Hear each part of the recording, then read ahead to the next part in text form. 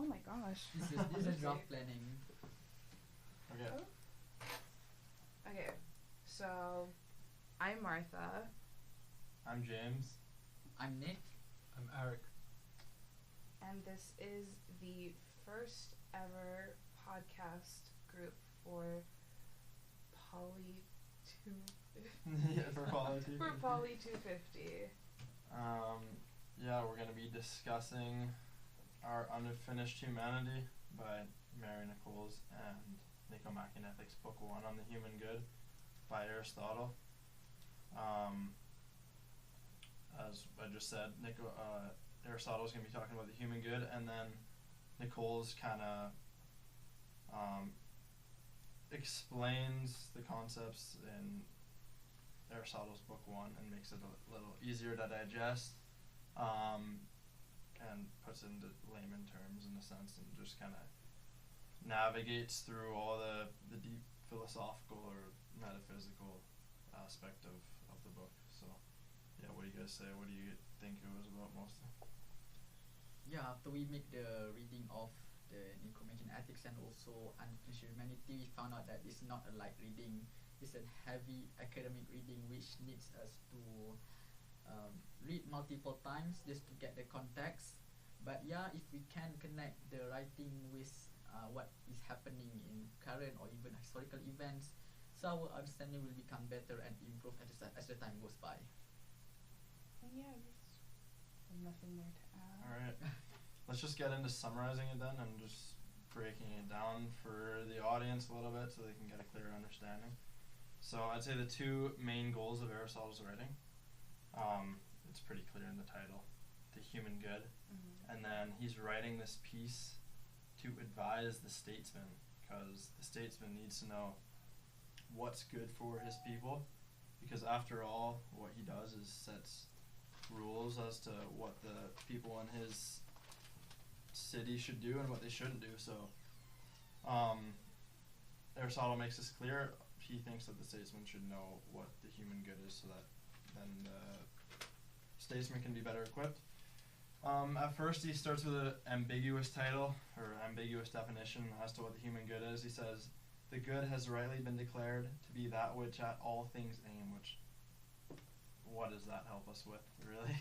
It helps us a little bit, and obviously he makes it clear that we're all seeking the good, because everything we do, obviously we don't want it to go towards the bad, we don't want bad things to happen, so he clarifies a little later, and he says that it's self-sufficient, the human good is self-sufficient, and then even further he says that it abides in happiness. He quickly dismisses two things that aren't part of the human good, or at least they're not the bulk of it, which is pleasures and honor. Both of these can't be the human good because they're not self-sufficient. We seek them for other things. He does clarify later, though, that pleasure can be part of the human good, which is happiness, but it's not the whole of it. It's just, you shouldn't be seeking pleasure in and of itself. You should be seeking the human good, and then pleasure will come of it. And then he kind of describes it a bit further. He says that happiness is found in the function of man, and he clarifies that the function of man is that which only man can do, that which man is meant on this earth to do, and that he narrows down to being reason, which is a part of the soul and an activity. And an interesting thing that I saw when I was reading Nichols was how she found the word that Aristotle used for activity. It was energia, I don't know how to pronounce it. And basically it's characterized as being an eternal action. So reason of the soul is eternal. Of course the soul, if you believe in the soul, is eternal. So that's a key characteristic of happiness, I'd say. It's eternal, and therefore he's reaffirming again that it can't be found in honor, it can't be found in pleasure, because both these things aren't eternal. And he concludes, just to kind of get to the point a little bit here, he concludes that the human good is found in the activity of the soul exhibiting virtue, which he's already said, of course, it's in the soul. It's an activity that lasts forever, and in this definition, he works out that that a person can be happy in all times because it's up to him to exhibit virtue in whatever circumstances he meets.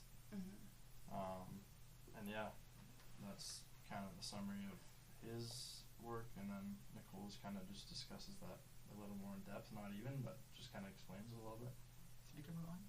Yeah. So, if we're doing a little bit of close reading in the text, I think it's important to establish what the soul is, what makes a soul, what politeiki is, what human activity is, and how that all fits into Aristotle's work. From the beginning, Aristotle makes it very clear that humans are political beings, and in order to find where we fit in the cosmos and where we fit in the universe or whatever, we must first and foremost establish where we fit in the political order, because politics, according to Aristotle, is, if I find it right over where it is, politics is a master science aimed at human good. It is the highest good and the most comprehensive of goods. It orders human activity, and ordering human activity is, it's ethics, it's virtue ethics, you know? Yeah. In order to understand how one must behave on a personal level, we have to understand how one would behave on a political level. Now, this isn't to say that, like, Aristotle is a political realist in the way that, like, Machiavelli is a political realist, but he does say that politics is not subordinate to the moral order or whatever, you know? And it's the aim of the statesman to order human activity and to order human political activity specifically. So I went over this part at the beginning, but we have to establish what the soul is. So Aristotle talks about how the soul is intellect, the soul is rationality, and where is the quote? Give me like 2 seconds really quickly. Yeah.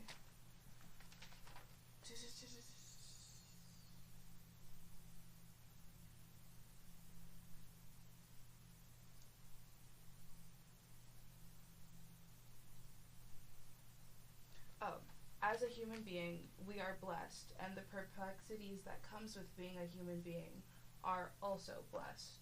So, as human beings, we have the ability to think, we have the ability to come up with a moral code, we have the ability to create art and such, and we have that unique ability because we have the soul, or higher thought, or intellect, and that separates us from, like, animals or whatever, because animals don't have the capability to think, reason, create, make art, make music.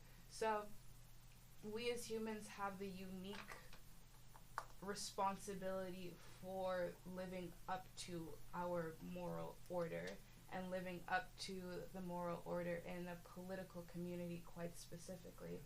He talks about how what orders the political community and what is best for the political community should always come above what is best for the individual, even if what is best for the individual is best for the political community as well.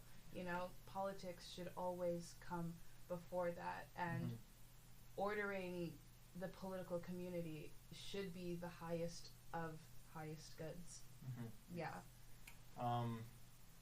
One thing that just came to mind there when you're saying ordering towards the good of the community over that of the individual, was a real life experience that we all experienced 5 years ago, which was COVID. Mhm. And I'm not going to take a stance on what was right and what was wrong, but that's what they were trying to do, right? All the people in power were trying to make policies surrounding COVID that was ordered towards the good of the community, and that meant that some people weren't too happy with it, but that's a perfect example, I think, that embodies what you just said. Another thing you said about understanding the soul, like that's what is absolutely necessary to be able to set policy for a community. And I found it interesting. That's exactly what was Alcibiades. The reading that we were doing was about, and just kind of discovering who you are, discovering your soul and what's actually good for the human being before you're able to go ahead and govern and set rules. I think in the text, he goes out of his way to say that it's a virtue to be truthful, or it's a virtue to know thyself. So knowing what the soul is, knowing how the soul fits into the political order, and how the soul fits into a moral order as well as human beings in the cosmos, is like the most foundational thing in understanding what politics is and what a political community is. Because animals gather, little ants and little dogs gather in the wild or whatever, but what separates humanity from other animals gathering, you know? So I guess Aristotle's not in a way that we understand human exceptionalism in a contemporary sense, but like in a strictly orthodox sense, you can see a sort of human exceptionalism mindset that Aristotle is coming from, and how it influences his work, because he makes sure to point out the fact that as humans, we have the unique ability of rationale and thought and morality and all these different things. So we have to live up to that order, and we have to live up to our rationale and to our sense of morality and such, because he makes it very clear that things like hedonism doesn't fulfill the soul. It doesn't sustain itself in the way that we think it would, and how the search for constant pleasures and constant wealth and all these different things aren't self-fulfilling and won't feed the soul in the way that ordered ethics would. As opposed to an animal who would just... As opposed to an animal who strictly acts off of instinct or whatever, you know? So from what both of you have stated, that we can get the idea that statesmen do have a role to install the soul into the human being as a political being, as being stated by Aristotle before. So we can look at there are some real life historical events that perfectly depict on how the Aristotle idea are being applied. So we can look at China after their independence back in 1949, after decades of civil war and also Japanese invasion. We can look at that time, China was one of the poorest country in the world. Their GDP are even lower than some sub-Saharan Africa countries. So we can imagine on how worse the condition of the country at that time. But during the famous Mao Zedong rule, he introduced two policies that shattered China's economy. The first one is the Great Leap Forward from 1958 till 1962, that led to famine and also the death of millions of Chinese citizens. And second is Cultural Revolution, that even has disrupted all the education and destroyed the cultural heritage. And this period also called as the Lost Decade by most historians. It is like the Dark Age of Europe, but it happened in China. So after he passed away in 1976, Deng Xiaoping then took the power from 1978 up onwards. He introduced a policy that called as in Chinese called as Ta Guang Yang Hui, which is it just like in the simple word, we need to take a slow and steady step in order to rebuild our country. Don't even care about what the Western world will say about us. Just do it in our own way. So his famous quote is, "It doesn't matter whether a cat is black or white, as long as it catches mice." like we know the China is a communist power back then, but they do take some of the capitalist ideas in order to develop their countries. So in the span of that we can say short, in only 30 years, we can say that everything around us is made in China. Like they are conquering the world economic right now and becoming the rival for the America in terms of global superpower. But then we can see about how the role of the statesman to install the soul of virtue to their citizens. That when Xi Jinping came to power in 2012, he emphasized in many of his official statements that material prosperity is not enough. Yeah, we are doing good. We are becoming a world superpower. But then he always emphasized that the Chinese people got to preserve their history and Confucian heritage to cultivate the Chinese value of virtue. So yeah, we can see that we just can put on the Google search Xi Jinping cultivate virtue. That I mean tons of articles that Xi Jinping say in many of his official statements that Chinese people, please don't forget your history, please don't forget your value.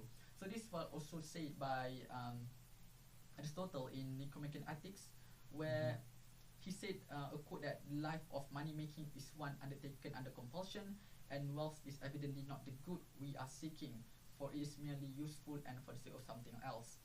So both Xi Jinping and also Aristotle show the idea that material wealth is weak if they are not supported by the human virtue. So like there are some countries where the family and human value are being destroyed, or I'm so sorry to say this, there are some youngsters, they are avoid to build a family and they are prefer to do the sexual intercourse before marriage just because they are not ready to build a family yet. So this is kind of values that are being shattered in some of the countries. There must be a political will and the statesmen that have to urge the people, guys, please don't forget your culture, don't forget your virtue. Even though we are chasing all this materialistic wealth, but yet you have some value that you, as human, as political being, you got a value that is much more higher and more important than just getting a good job and getting making a lot of money and just all of that. So you're saying like we're higher on the hierarchy compared to material, therefore our fulfillment can't be found in the material, or else we're just dropping ourselves down to that level. Yes, because when we at the risk of everyone is competing with each other, we got to compete on who will make the most of money. So we got to forget this kind of value that should we have in our life right now. Yeah. Okay, so what would you say to the people who might argue, sure, China has cultivated ethics in the way that you would describe, and how Chinese statesmen are urging its people to cultivate their ethics and not forget where they come from and what their culture is. But some people could easily say, sure, with your example of how the West is forgetting virtue or whatever, on a cultural standpoint, Western countries like America are dominating dominating political culture. It's dominating popular culture. It's dominating not China in an economic sense, but it's a very big competitor on the economic sphere, and they aren't following the same virtue ethics that China would, and they're still doing quite well. So how would you respond to that? Because clearly they're not following the same things that China's doing, and they're still competing, and they have been a big competitor for the past like 75 years now. So of course it's not suitable to put the China things in American things. Yeah, it's just two different things. Like China got their own way to educate their citizens, but yet whether America or Canada or any other Western countries, they got to utilize the use of education level at a primary level to install these values to their kids. So we could create a generation where, yes, you can get a good job, you can make a lot of money, but yet we have some values that I believe that in every community they got this kind of education, whether it's Chinese, Japanese, Western, and any other um, in other countries in the world, they have this kind of traditional value, whether maybe from European countries that are Christian majority, they can get okay from the Christian scripture. These are some of the values that you got to instill in yourself, and we got to instill in the community. So this does not necessarily mean we got to do the same thing as Chinese make, but it's just do it in our own way. So you think you're following Aristotle's line of thinking and the connection to the divine and how we understand humanity through a more temporal versus eternal sense. You believe it's more important to follow humanity and understand humanity in a political context through the view of the eternal or the divine and a connection to the divine, whereas how other cultures view it in a more secular, temporal way. Is that what you're saying? Actually, no matter how secular that we can define a country is, but there must be some religious influence to install and influence their community to get this kind of humanistic value. Yeah. So your whole point is connection to the divine? Yeah, I think that's the case. Okay. Yeah, I do think that's interesting because a connection to the divine, I'm not saying it's the only way in which you can get virtue, but I do think it facilitates kind of like a framework for society to kind of found itself on, if that makes any sense. So like you look at America, they're founded in Christian principles originally, and that kind of makes it easier for them to set their policy in their community and order it towards a certain goal as compared to a country that doesn't have a faith as their foundation. Well, how are they supposed to come to agreement? I mean, they will. There's countries that aren't founded in faith. Yeah, this is kind of a thought I had. So ordering political behavior would be much easier when you have a connection to the divine to base it off of. Okay. I do think so, because you see the kind of whole.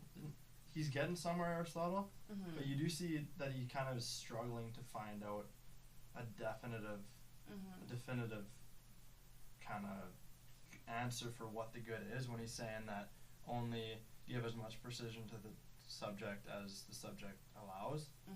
So obviously, not saying any faith is correct, but obviously if you get that kind of foundation of principles that everyone agrees upon, it's going to be easier to kind of direct your community towards the human good, whether that's right or wrong, but at least you have a foundation of rules and a framework. I think it's hard to make the thing like one size fits all. There's no definitive, that you say definitive. Okay, this is the core of values that we got to instill in every community. Like as I said just now, every community that got their own different culture and their own way to instill their maybe religious value or whatsoever to their members of the community. So yeah, there's no such thing as this is the way on how to organize your community, whether in China or America. It must be those different things, but yet the aim is to ensure that all of whether current or the future generation, in terms of chasing their materialistic wealth, they don't forget this kind of humanist value. Yeah. Yeah, I think what you've done is like a good example, and like Aristotle reminds us that wealth and power are not only simple good, and Nichols notes good can also be harm. And what your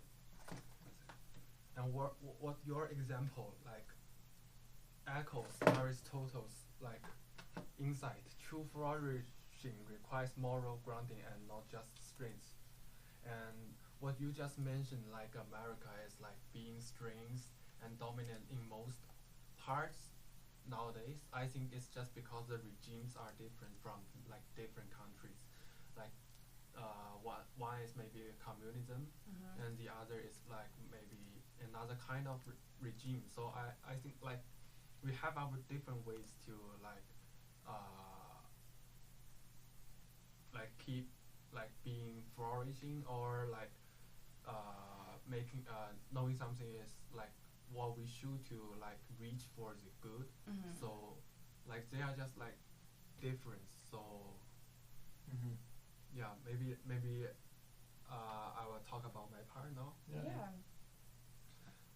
So my part, I have found the quote in Book 1, Chapter 6, that Aristotle says Plato's form of the good is too abstract. It doesn't help us like to figure out how to act in real lifetime. And instead, he argues that goods are many and specific. For example, doctor aims at health, generals aims at victory, and economists aim at wealth.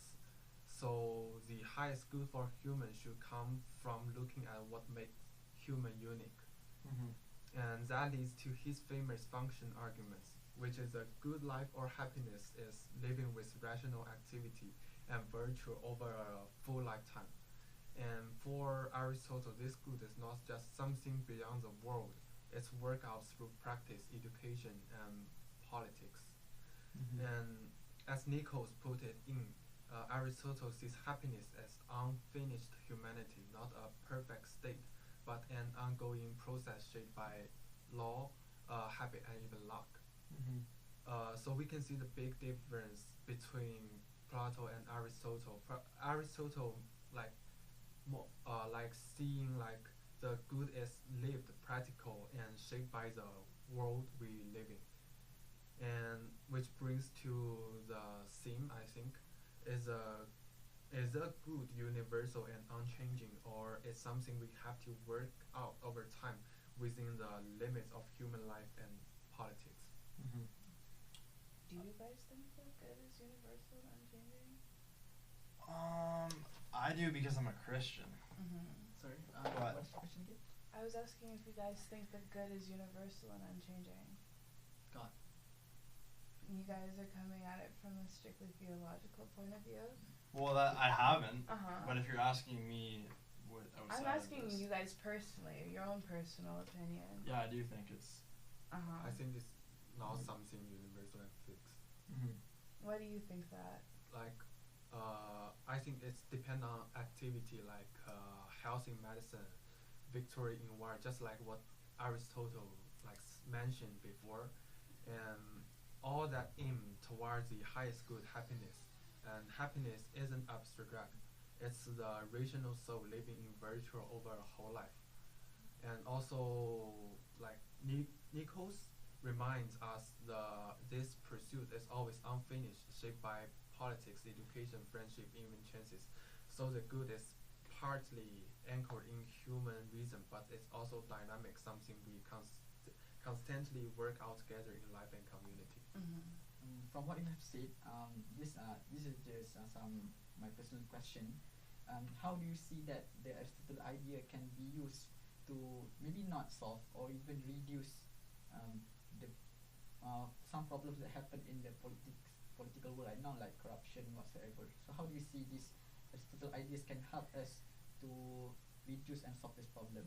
To give an example, Yeah, like we know there are some people who are entered the politics and then do some things, unethical things like corruption and taking the things that are not belong to him. So how can this Aristotle value can help us to maybe reduce or even solve that problem? that's a good question. I haven't think that much about it. It's a good Aristotelian answer. Only asks as much precision as the subject allows. Mm-hmm. What do you think about the? I know that he's coming from a Christian standpoint, but Yeah, so I'm You're yeah, I'm Muslims. saying from the Muslim point of view. uh-huh. There are like a concept of heaven and hell. So for the person who are going to the political world and doing this kind of things, like when they are entered politics, they got to bear in their mind that this is not what can I say? This is not a thing for me to enjoy. Uh-huh. This is the what can I say? An act of service, Yeah, perhaps. we got to serve the people because everything that we have been done after in the afterlife will be asked by God. What are you doing when you are on this world? When you Mhm. got the position, what will you do? So we are got the accountability for everything that we have done. Mhm. So yeah. I understand that. I mean,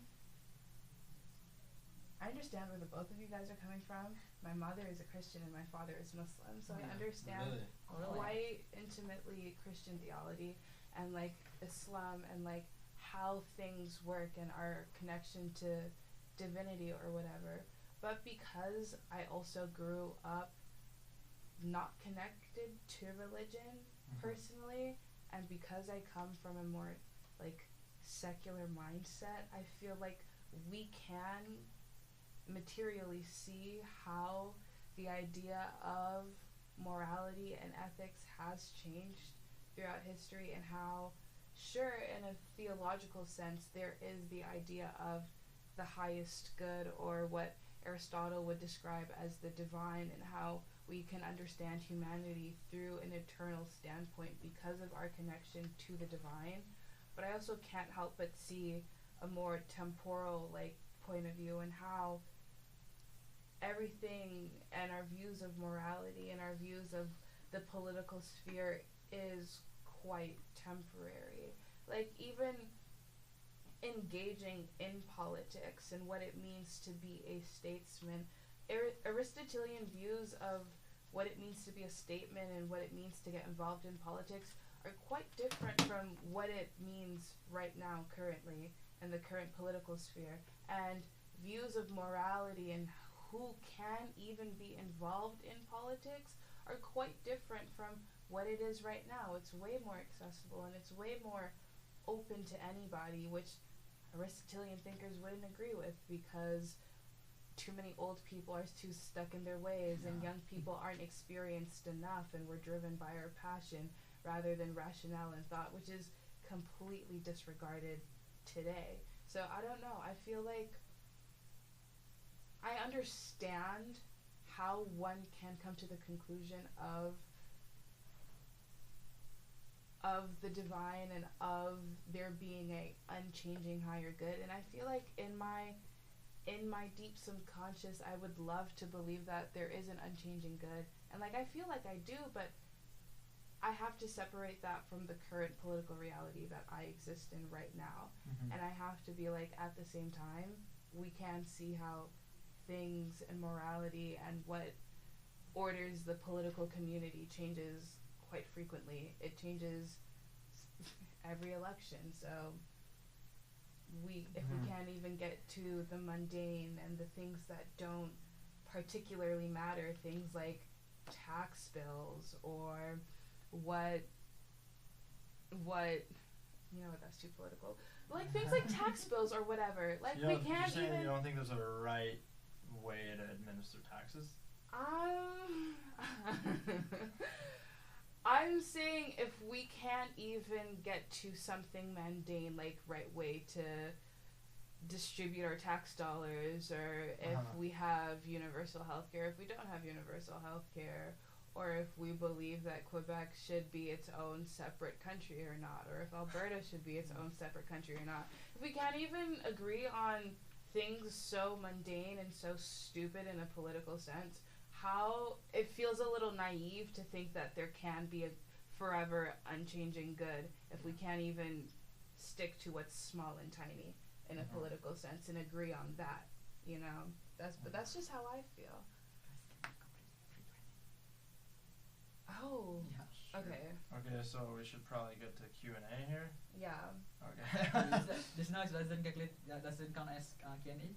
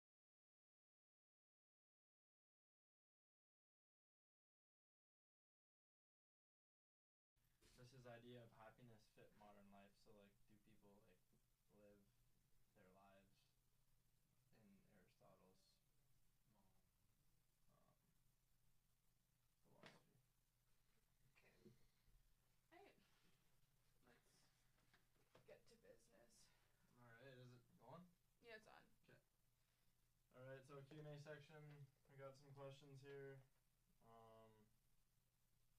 Let's start. Okay, so we're saying, does Aristotle's idea of happiness, which is the activity of the soul which exhibits virtue, fit modern life?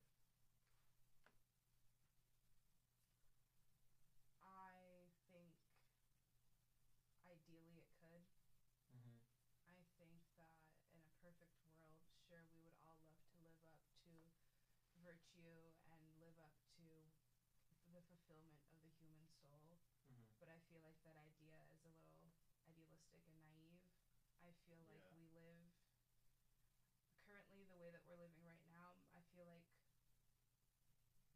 cultivating the soul and being a virtuous person isn't the most important thing. Cultivating the soul and being a virtuous person isn't going to get your bills paid, isn't going to Mm-hmm. provide rent, it isn't going to get you elected,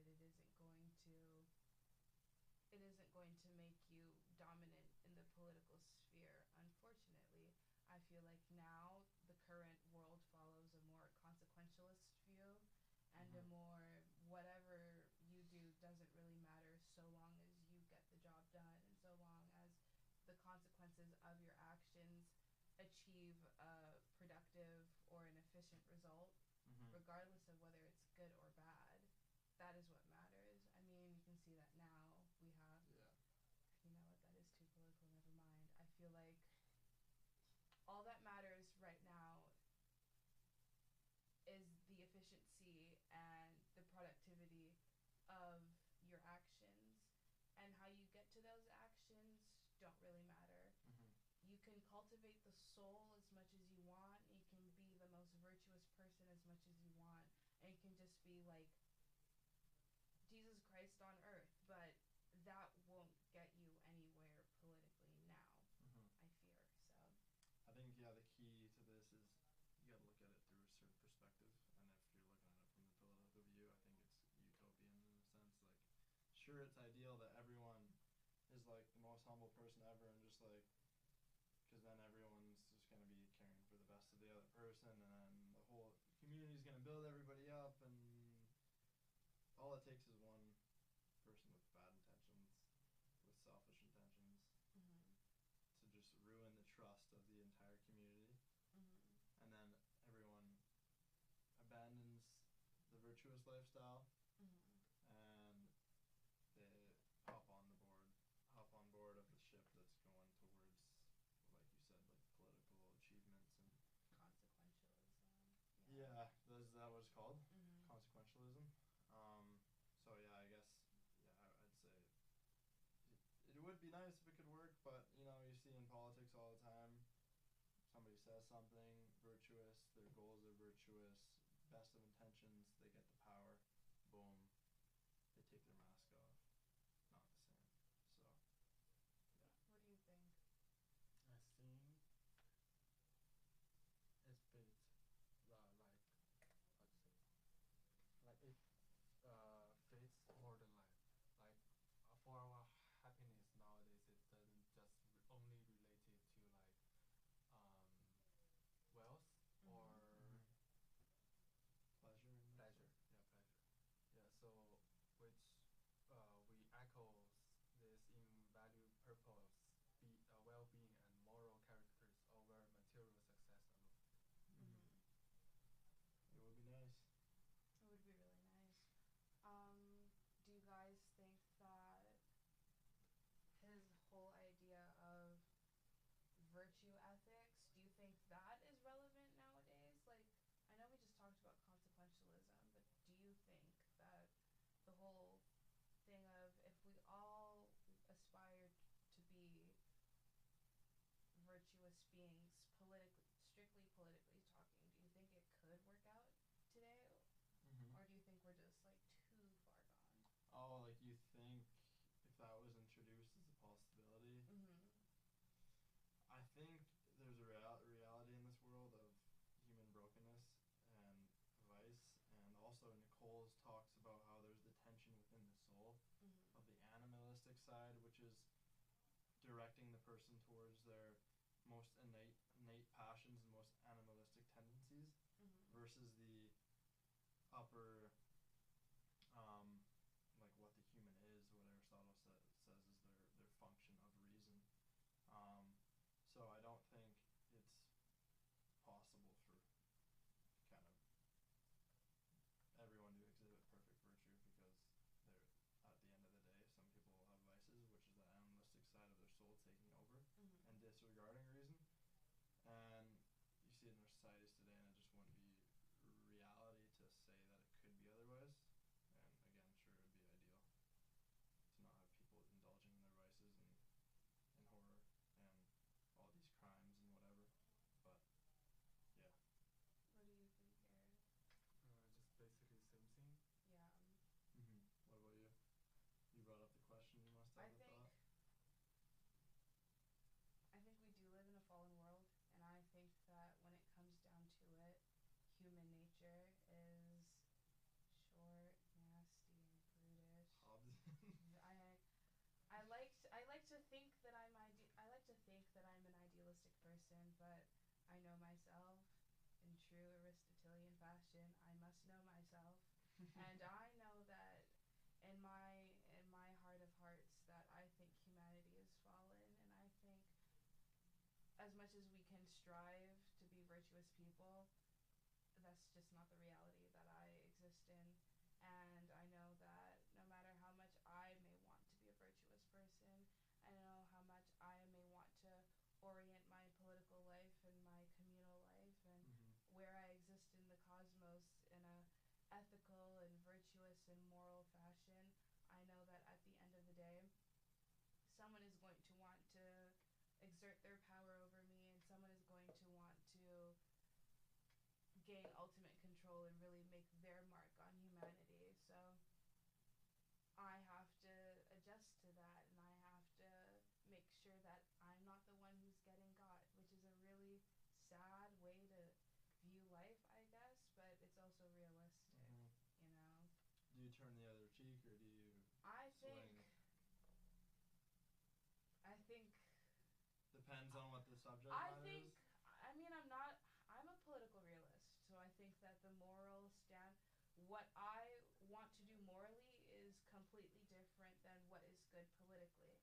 I think if someone were to come and slap me in the face for no reason, I'm not gonna swing on them, because what good would that do me to slap you after you just slapped me, you know? So I think, sure, on a personal level, my morality wouldn't allow me to do that. But I also think if I was the leader of a country and someone was threatening to invade my country for the good of their country, I actually don't care about your country and its citizens and whatever code y'all may follow. I think that what is best for the community, as Aristotle pointed out, comes far above what is best for the individual. So sure, I may not want to hurt you personally, but I also understand that if I don't completely obliterate y'all politically, you're gonna do the same to me. Okay, so you're a realist, you're a nationalist. I wouldn't say that's what it is, though. It's not necessarily a bad thing. It's just caring for your country over anything else. I think that right now in some sick world where somehow I'm elected to be president of a country, something has gone seriously wrong, sure, but I would be, in the way that countries and nation states exist right now, I hold no political loyalty to any nation state. You don't? Only your own people?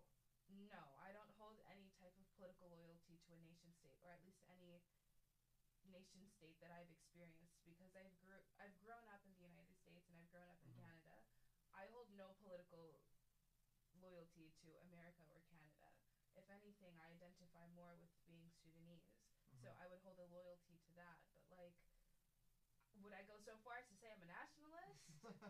No, I don't think I would, because I also think that I think that borders are fake a little bit. I know I sound like a idealistic college hippie or whatever, but I think that borders are fake, and I think that all these things aren't real. But if somehow, God forbid, I'm elected to be, or somehow not elected, but if I become some dictator? country, a nice, benevolent dictator, I would understand that my moral code does not have to align with the political moral code. Mhm. And I would understand that, sure, while I may be torn up on the inside because of what I have to do, I understand that it's for the greater good. There's And definitely a difference, yeah. yeah, I think political realist, yeah, I'm a political realist, and I'm a consequentialist. Nationalist, I don't know. But This conversation could go on further, but last thing I want to say, just because I mentioned that, I'm thinking, is Aristotle a nationalist? Because he seems to want to prioritize the good of the community I think and not give a darn about any other community. the way that Aristotle presents himself, he's definitely a political realist, and I think he is a nationalist. You can, like, not even just in the Nicomachean Ethics, you can see in, like, all of his works, he values his community and his political community as the ultimate good. And whatever comes in the way of orienting his political community towards a truly ethical and... Because screw ethics. The whole point of Aristotle and his works is for dominance, to establish political dominance. He's not creating these things for, yeah, the political community is going to orient itself and then it's going to fall apart 30 years from now. Let's be realistic. He wants to establish some sort of dominance in the political sphere, and he wants to make sure his political community survives and thrives. So Exposed. that he is a nationalist, and he does make sure that his political community dominates the rest and survives and leaves a mark on history. Sure, he thinks that he can do it through cultivating the soul or whatever hippy dippy BS he wants to cover his ideals behind. It's nationalism. Alright. What do you think? You asked the question. I think it's nationalism too. I think he talks about prioritizing the good of the community, and that's what the statesman is charged with doing. He doesn't say the statesman is charged with prioritizing the global good of every individual. He doesn't see the world as being one single state. I think he's prioritizing. Is he from Athens? I think he's Athenian, yeah. Okay, well, let's just assume he's Athenian. He's addressing the Athenian authorities here and the Athenian statesmen, and he's not saying you have to care for everybody else. He's saying make sure you care and you actually have the good mind of your own community. Love for one's people. Yeah. What do you think? I think it might be. I Mhm. don't know. It might be. Maybe. Might be, yeah. Yeah. Alright. Yeah, I listen to Aristotle. He might be. He might not be. I mean, he could not even be a person. Literally. Alright. Yeah. And that is Podcast 1. That is podcast 1. Boom. Great. I'm going to get back into my editing bag. Alright, with do the you board want games. me to create a doc and send it to the discussion? Yes, please. And then we'll all just insert our parts, Mm-hmm. and then we also have to create a log of when we've met. Okay, yeah. I can do that. I still have the first, I know it was only like a couple of sentences or whatever, but I still have the first accounts of when we first met. Okay.